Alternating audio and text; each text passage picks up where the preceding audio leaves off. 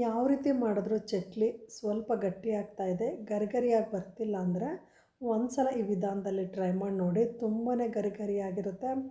ಒಂದು ಸಲನೂ ನಿಮಗೆ ಗಟ್ಟಿಯಾಗಿ ಬರಲ್ಲ. ಈ ವಿಧಾನದಲ್ಲಿ ನೀವೇನಾದರೂ ಟ್ರೈ ಮಾಡಿದ್ರೆ ತುಂಬಾ ಗರಿಗರಿಯಾಗಿ ಬರುತ್ತೆ. ಈ ಚಕ್ಲಿ ಮಾಡ್ಕೊಳ್ಳೋದಕ್ಕೆ 1 ಬಟ್ಲಷ್ಟು ಹುರುಗಡಲೆ ತೊಗೊಂಡಿದ್ದೀನಿ. ಅದನ್ನು ಮಿಕ್ಸಿನಲ್ಲಿ ತುಂಬ ನೈಸಾಗಿ ಪೌಡ್ರ್ ಮಾಡಿಕೊಂಡು 1 ಬಟ್ಲು ಹುರುಗಡ್ಲೆಗೆ 3 ಬಟ್ಲಷ್ಟು ಅಕ್ಕಿ ಹಿಟ್ಟನ್ನು ತೊಗೊಂಡಿದ್ದೀನಿ. ಹುರುಗಡ್ಲೆ ಬಟ್ಲು ಸ್ವಲ್ಪ ಚಿಕ್ಕದಿತ್ತು, ಅಕ್ಕಿ ಹಿಟ್ಟಿನ ಬಟ್ಲು ಸ್ವಲ್ಪ ದೊಡ್ಡದಿತ್ತು.